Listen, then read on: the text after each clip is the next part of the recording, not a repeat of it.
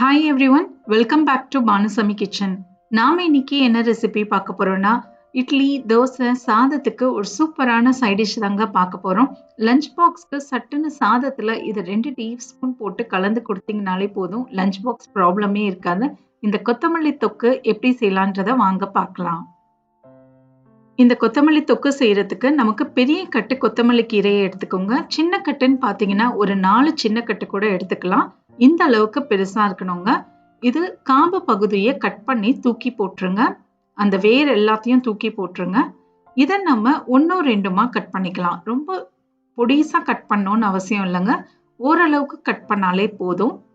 இது எல்லாத்தையும் கட் பண்ணிட்டு இதை நல்லா கழுவிட்டு தண்ணியை முழுசா வடிகட்டி எடுத்துட்டு வந்துருங்க. அதுதாங்க ரொம்ப இம்பார்ட்டன்ட்டு. கொஞ்சம் கூட தண்ணி இருக்கக்கூடாது. ஒரு ஜல்லடையில போட்டு நல்லா கழுவிட்டு எடுத்துட்டு வந்துருங்க. இதை நம்ம இப்போ காய வச்சுக்கலாம்.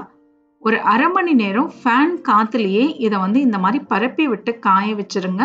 1/2 மணி நேரத்திலே இது நல்லா காஞ்சிரும். இது நல்லா காயணுங்க. தண்ணி கொஞ்சம் கூட இருக்கக்கூடாது. 1/2 மணி நேரத்துக்கு அப்புறம் பார்ப்போம். பாருங்க, கையை வச்சு தொட்டு பார்த்தீங்கனாலே தெரியும். தண்ணி கொஞ்சம் கூட ஒட்டக்கூடாது. நல்லா காஞ்சிருக்கணும். இதை ஒரு பக்கமா எடுத்து வச்சிருங்க. இப்போ நம்ம புளியை ஊற வச்சுக்கலாம். ஒரு 70 கிராம் அளவுக்கு புளியை 1/2 கப் அளவுக்கு சுடு தண்ணியில ஒரு 10 நிமிஷம் அப்படியே ஊற வச்சிருங்க. பெரிய சைஸ் புளியா இருக்கணுங்க. அடுத்து நாம ஒரு 30 காஞ்ச மிளகாயை சின்ன சின்னதா நறுக்கி எடுத்துட்டு வந்துருங்க. இது ரெண்டும் ஒரு பக்கமா இருக்கட்டும். நாம இப்போ ஒரு பொடியை தயார் பண்ணிக்கலாம். ஒரு பேன் எடுத்துக்கோங்க. இதுல 1 டீஸ்பூன் அளவுக்கு வெந்தயம், 1/2 டீஸ்பூன் கடுகு, இது ரெண்டுத்தையும் அடுப்பு தீயை மிதமான சூட்டுல வச்சுட்டு வறுத்துக்கோங்க. கடுகு நல்லா பட்டு பட்டுன்னு சவுண்டு வருங்க. அந்த அளவுக்கு இதை நம்ம வறுத்து எடுத்துக்கணும். இப்போ பாத்தீங்கன்னா கடுகு பாருங்க நல்லா பட்டு பட்டுன்னு வெடிக்குது. இது ஆறட்டுங்க. ஆறின பிறகு இதை பவுடர் ஆக்கி எடுத்துட்டு வந்துருங்க.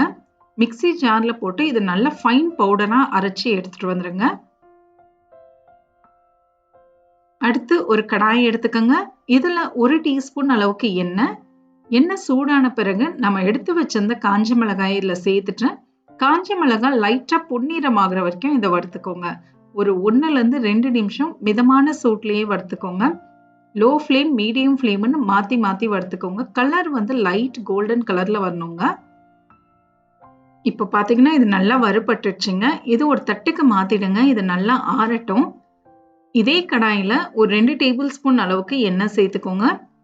அடுப்பு தீயை ஹை ஃப்ளேம்ல வச்சுட்டு நம்ம எடுத்து வச்சிருந்த கீரையை இதுல சேர்த்துருங்க. கொத்தமல்லி கீரையை சேர்த்துட்டு ஹை ஃப்ளேம்ல 2 நிமிஷம் இதை நல்லா வதக்கிக்கோங்க. அந்த கீரையோடைய தழைகள் எல்லாமே சுருங்கி வரணுங்க. அந்த அளவுக்கு இதை நம்ம வதக்கிக்கணும். ஒரு 2 நிமிஷம் தான் எடுக்குங்க. நான் காம்பு எல்லாமே சேர்த்திருக்கேன் பாருங்க. நான் அந்த காம்பு கூட நான் எடுத்து தூர போடல. ஏன்னா அதுவும் நல்ல ஃப்ளேவர் கொடுக்கும். பாருங்க, இந்த அளவுக்கு கீரை சுருங்கி வரணுங்க. இது நல்லா வதங்கினதுக்கு அப்புறம் அடுப்பு தீயை அணைச்சிடுங்க. இது ஆறட்டும். நல்லா ஃபேன் காத்துலயே ஒரு 10 நிமிஷம் இதை ஆற விடுங்க. சூடாவே அரைக்க கூடாது. இது ஆறட்டுங்க. இப்போ ஒரு மிக்ஸி ஜார் எடுத்துக்கோங்க. நம்ம எடுத்து வச்சிருந்த காஞ்ச மிளகாயை இதுல சேர்த்துட்டு இதை கொரகொரப்பா அரைச்சி எடுத்துட்டு வந்துருங்க. பாருங்க, பல்ஸ்ல போட்டு இந்த அளவுக்கு கொரகொரப்பா அரைச்சி எடுத்துட்டு வந்துடுங்க. இதுல நாம ஊற வச்சிருந்த புளியும் சேர்த்துக்கலாம்.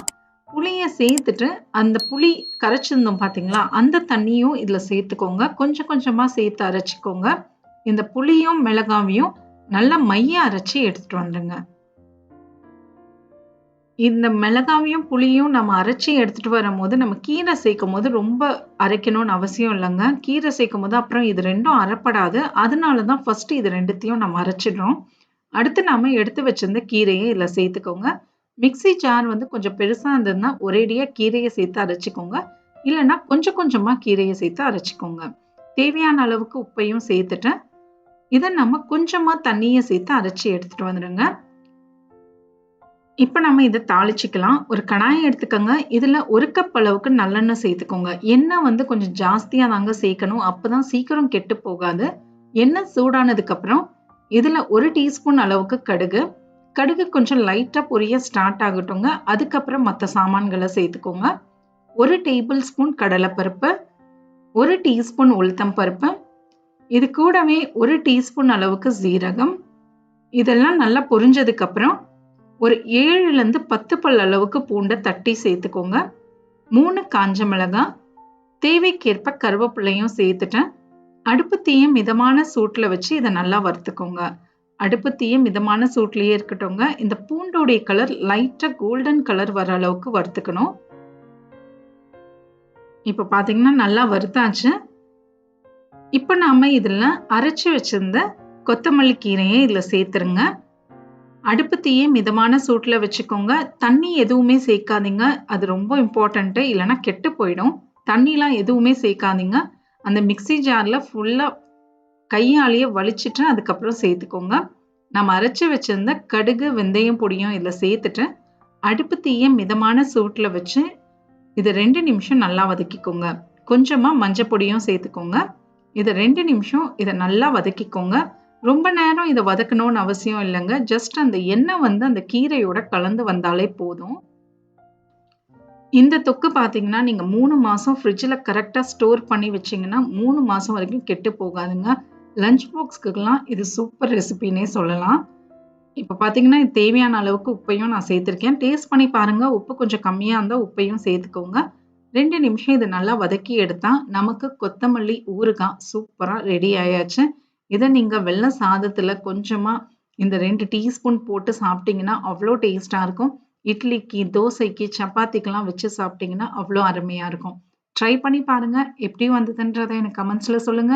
மறக்காம சப்ஸ்கிரைப் பண்ணுங்க அண்ட் பெல் ஐக்கானை கிளிக் பண்ணுங்க. இன்னொரு வீடியோல உங்க எல்லாரையும் நான் பார்க்குறேன். தேங்க்யூ ஃபார் வாட்சிங்.